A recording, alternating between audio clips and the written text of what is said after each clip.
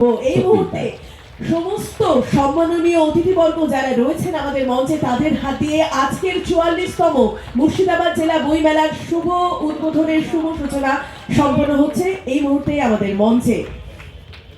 বইপ্রেমীদের জন্য সুখবর, বহরমপুরে ব্যারাক চত্বরে শুরু হলো 44তম বইমেলা।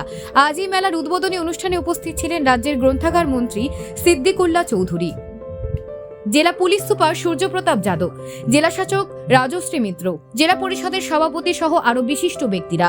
প্রদীপ প্রজ্বলন উদ্বোধনী সঙ্গীতের মাধ্যমে মেলার শুভ সূচনা হয়। উদ্বোধনী অনুষ্ঠানে বক্তৃতা দিতে গিয়ে গ্রন্থাগার মন্ত্রী সিদ্দিকুল্লাহ চৌধুরী বলেন, বইমেলা শুধু বই কেনাবেচার স্থান নয়, এটি জ্ঞানের আদান প্রদানের মঞ্চ।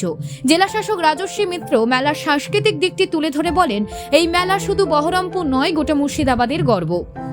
বইমেলায় স্থানীয় প্রশাসন সংস্থার বইমেলা কলকাতা ও অন্যান্য জেলা থেকে আগত প্রকাশকরা অংশ নিয়েছেন। নানা সাহিত্য আলোচনা, বই প্রকাশের অনুষ্ঠান এবং শিশুদের জন্য বিশেষ কর্মশালা মেলার প্রতিদিনের আকর্ষণ। পাঠকদের উৎসাহ ইতিমধ্যে মেলার পরিবেশকে জমিয়ে তুলেছে। আগামী কয়েকদিন ধরে বহরমপুর বইমেলা পাঠক ও লেখকের মিলনস্থল হয়ে উঠবে। আপনি কি এই মেলায় যাবেন? সময় থাকলে একবার ঘুরে আসুন। Bureau report, news prime Times.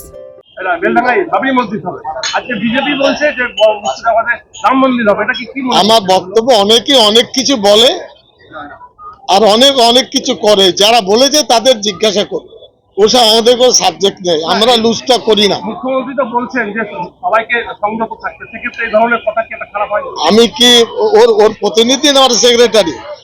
আমি ওর উত্তর কেন দিয়ে যাবো? না না না, আপনার ভুল তথ্য। 2022 সালে মুখ্যমন্ত্রী ক্যাবিনেটে 738টি পদ তিনি অনুমোদন করেছিলেন এবং সেই পরীক্ষার ব্যাপারে 50 মার্কের পরীক্ষা হবে না 100 মার্কের হবে। সুপ্রিম কোর্টের নিয়ম নীতির ভিত্তিতে 100 মার্কের পরীক্ষা হয়েছে। সেই পরীক্ষা দিয়ে এ পর্যন্ত 352 জন চাকরিতে যোগ দিয়েছেন, ডান। এটা আমি দায়িত্ব নিয়ে বলছি, বিভিন্ন জেলায়। এবং 151-52 জন ছাত্রছাত্রী তারা পরীক্ষা দিয়েছে। চাকরির কিছু বিষয় নিয়ম নীতিতে আটকে আছে। এই জেলায় 31 জন চাকরি পাবে, তার ফাইল অলরেডি তৈরি। এই বইমেলা শেষ হলে সেটা হবে। মোটামুটি 252 আর প্লাস 150, বাকি যে থাকবে 200, সেটা হলো এক্সামটেড ক্যাটাগরি আছে। অনেক প্রার্থী পাওয়া যাচ্ছে না, এজন্য লেবার ডিপার্টমেন্ট ঠিক করবে সেখানে কি করার আছে। এই প্রচারগুলো মিডিয়া দেয় না, মিডিয়া খালি বোমা বাঁধার প্রচার দেয়, মারামারির প্রচার দেয়, গঠনমূলক প্রচার মিডিয়ার কাছে নেই। এটা আমি অভিযোগ করছি প্রত্যেক মিডিয়ার কাছে। আমাদের কথাগুলো তুলে ধরবেন, কালকে বুঝবো যে আপনারা কত দানে কত চাল কি করতে। পঞ্চায়েতে গ্রন্থাগার হওয়া প্রয়োজন, সেখানে পঞ্চায়েতে গ্রন্থাগার চলবে কি করে? বিভিন্ন জেলায় যে গ্রন্থাগার রয়েছে দেখা যাচ্ছে সেখানে পঞ্চায়েতে 12টা 14টা 18টা করে সদস্য আছে। একটা সদস্যের সাথে পাড়া আছে, একটা গ্রাম আছে, নেই কেন? ডাইরেক্ট মাটির সঙ্গে তাদের সম্পর্ক। পড়ার উদ্দেশ্য নেই, পড়ার ইচ্ছা নেই। আমি পড়ার ইচ্ছাটাকে দিতে চাইছি। প্রচুর টাকা আসে পঞ্চায়েতে, আমিও আপনার একটা বিধায়ক, আমি জানি কি হয় না হয়। বই না পড়লে ভালো পঞ্চায়েত গড়া যাবে না, মূল্যবোধ ফিরে আসবে না, মানবিকতা ফিরে আসার জন্য বই পড়তে হবে। আমি তো 100 বার ঘোষণা করছি, ভালো কাজ তো ঘোষণা করবই। আমি পড়াশোনা করি, মমতা ব্যানার্জি পড়াশোনা করেন, ডিএম পড়াশোনা করেন, এসপি পড়াশোনা করেন, এডিএম করেন, পড়াশোনা করি তো এত বড় হয়েছি। পঞ্চায়েত কেন পড়বে না? পড়তে হবে তাকে। ভারতের সংবিধান পড়তে হবে, বাংলার সংস্কৃতি। আবার ওদের হাতে যা ক্ষমতা, একটা মানে আলমিরাতে 500 বই রেখে লাইব্রেরিয়ান দরকার হয় না, ওরা অনেক লোক আছে ওদের।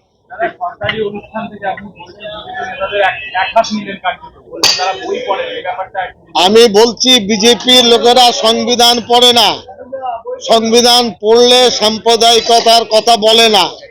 এত বাজে বাজে মন্তব্য, কাঁচা কাঁচা গালি বিজেপিরা দিচ্ছে। লেখাপড়া শিখলে দিত? সংবিধান পড়লে দিত? মহাভারত তারা পড়েছে, উপনিষদ পড়েছে, রামায়ণ পড়েছে, গীতা পড়েছে? সিদ্দিকুল্লাহ চৌধুরী পড়তে বলছে, পড়লে আর গাল দেবে না, ভালো মানুষ হতে হবে।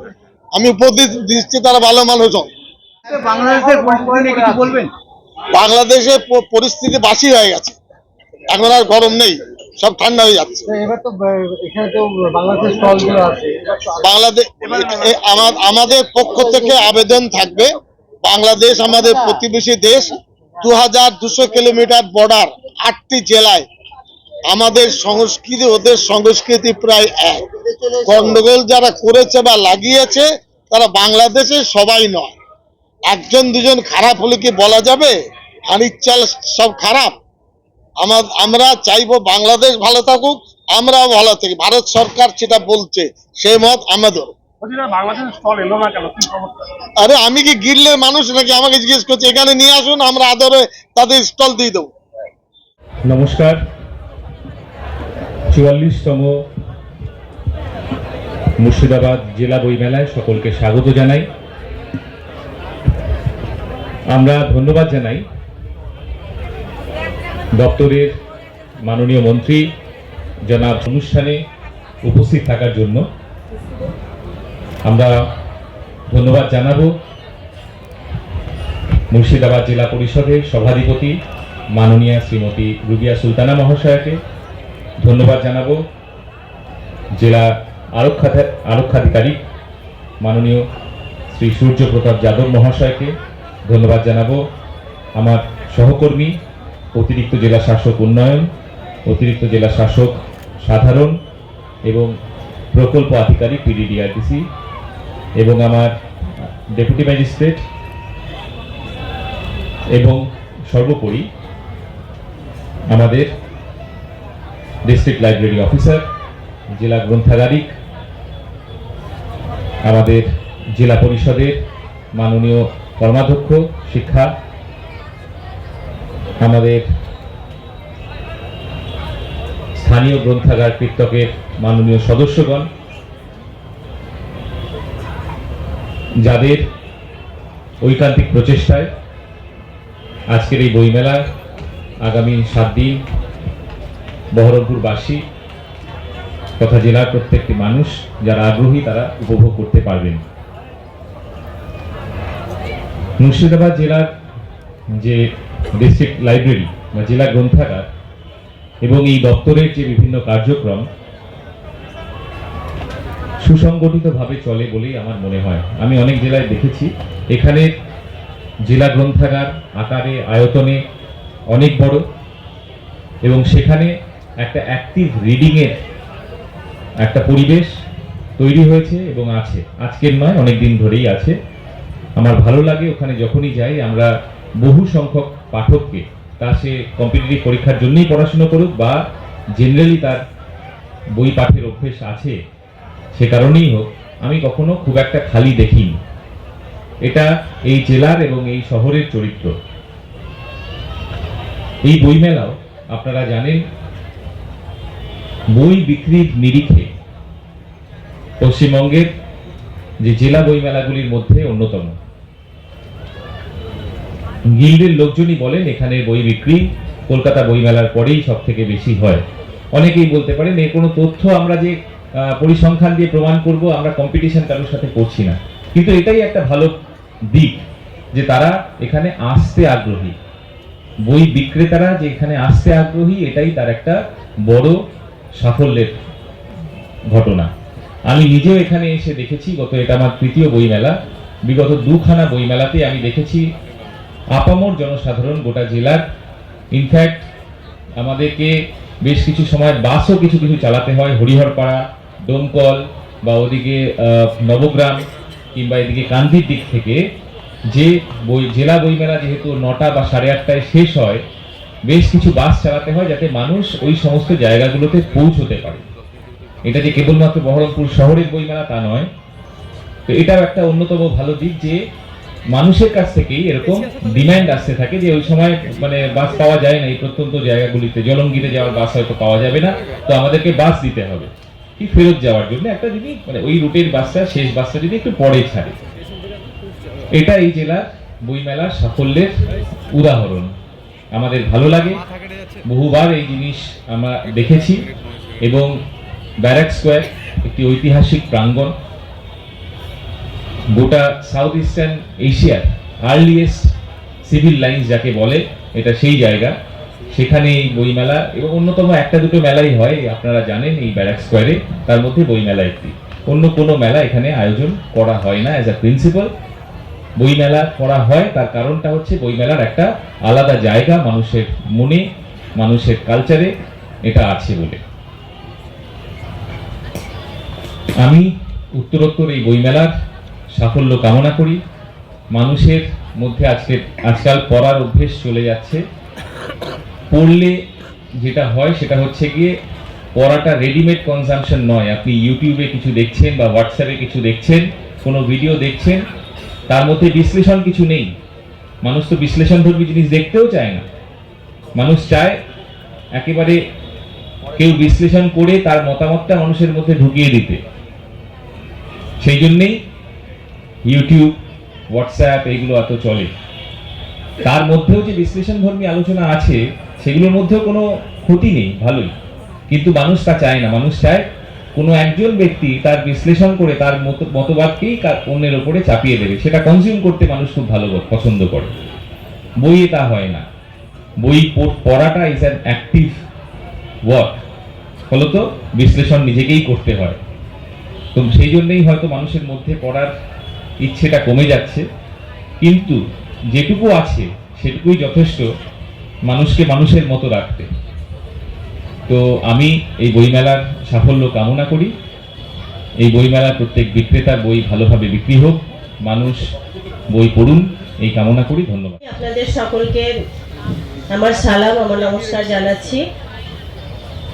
আন্তরিক শুভেচ্ছা অভিনন্দন জানাচ্ছি মঞ্চে উপবিষ্ট আমাদের পশ্চিমবঙ্গের মন্ত্রী শ্রদ্ধেয় সিদ্দিকুল্লাহ চৌধুরী সাহেব, সাথে মঞ্চে উপস্থিত আমাদের জেলা শাসক, আমাদের এসপি সাহেব, আমাদের অন্যান্য আধিকারিকগণ, আমাদের শিক্ষকবৃন্দ, আমার শিক্ষা কর্মাধ্যক্ষ, আমার অন্যান্য জেলা পরিষদ সদস্য এবং আরও যারা আছেন প্রত্যেকে আন্তরিক শুভেচ্ছা অভিনন্দন জানাচ্ছি।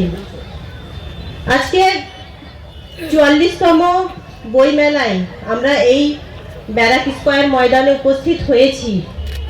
কিন্তু এখানে যারা উপস্থিত আছি আমরা প্রত্যেককেই জানি যে বই দ্বারা অর্জিত অভিজ্ঞতা সারাটা জীবন আমাদের কাজে লেগে যায়। জীবনের কোনো না কোনো পর্যায়ে আমরা যদি কিছু সঞ্চয় অভিজ্ঞতা অর্জন করে রাখতে পারি তাহলে কিন্তু সেটা আমাদের কাজে লাগে। শুধুমাত্র আমাদের নয়, আমাদের পরবর্তী জেনারেশনকে ভালোভাবে তুলে ধরার জন্য, মানুষ গড়ে তোলার জন্য বইয়ের মহত্ব অনেক বেশি, সেটা প্রত্যেকেরই জানা। কিন্তু তারপরেও এখন বর্তমানে সমাজ, আমাদের পরিস্থিতি এমন হয়ে গেছে যে আমরা বইয়ের প্রতি বিমুখ হয়ে গেছি। শুধুমাত্র যে ছোটরা সেটা বলবো না, বা ইয়াং জেনারেশন সেটা বলবো না, আমরা বড়রাও প্রত্যেককেই এখন বইয়ের প্রতি বিমুখ হয়ে গেছি।